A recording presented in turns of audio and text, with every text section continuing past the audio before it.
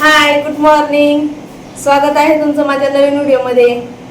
आज मी पहाटे 4 वाजता दुकानामध्ये आलेली आहे. माझा अवतार बघा आज काहीच आवरलेलं नाही आणि लग्नाचं एकच ब्लाऊज राहिलेलं आहे. आता तो ब्लाऊज शिवायचा आणि त्याचं आहे ना खूप सुंदर पॅटर्न आहे. त्याच्यामुळे आहे ना मी आज तुम्हाला ना पॅटर्न दाखवणार आहे. खूप छान पॅटर्न आहे आणि एकदम सोप्या पद्धतीत दाखवणार आहे. आपण आहे ना ऑलरेडी व्ही गळा बनवलेला आहे बघा, थोडासा पान टाईपमध्ये व्ही गळा आणि त्याला आहे ना छोटंसं पॅटर्न आहे आणि खूप सुंदर पॅटर्न आहे बघा. मी बनवणार आहे. तो बनवायला खूप सिंपल पद्धत आहे पण दिसायला खूप सुंदर आहे.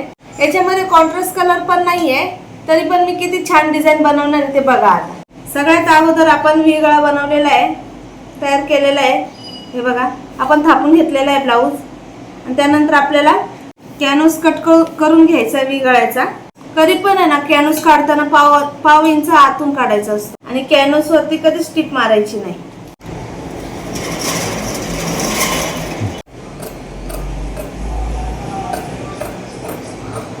एक इंचाची पट्टी काढून घ्यायची.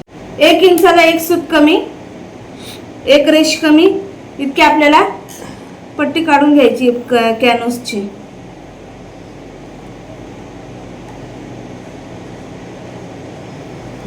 आता आपण हे कॅनव्हास काढलेला हा अस्तरवरती आपल्याला चिटकवून घ्यायचं आहे. आता आधी मी अस्तरवरती चिटकवून घेते.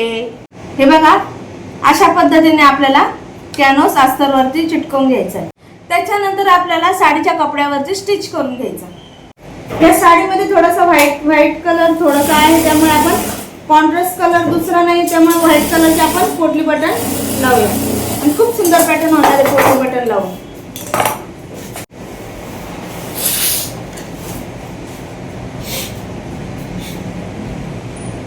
आपल्याला या पद्धतीने याच्यावरती आपल्याला या पद्धतीने स्टिच करून घ्यायचं आणि टीप मारताना आहे ना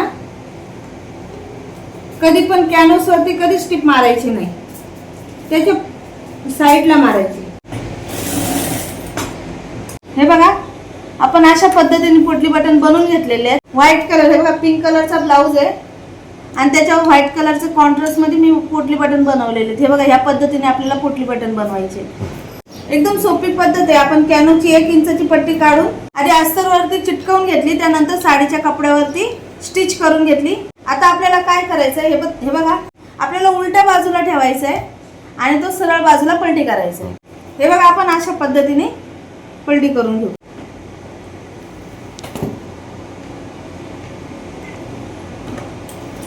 कॅनव्हास वरती शिलाई मारायची नाही. त्यानंतर आपल्याला अशा पद्धतीने असं फोल्ड करून घ्यायचं. त्यानंतर आपण अशी किनारी टीप मारून घ्यायची.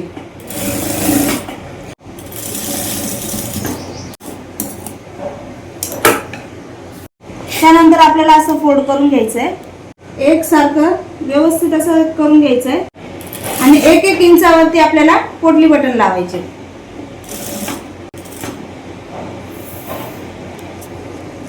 त्यामध्ये असे पोटली बटन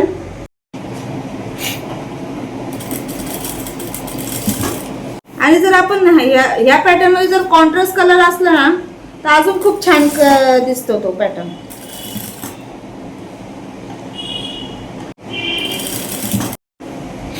हे बघा किती छान झालेलं आहे.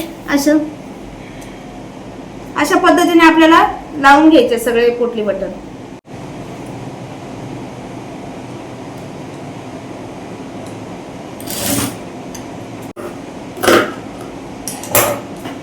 हे बघा किती सुंदर पॅटर्न झालेलं आहे. बघा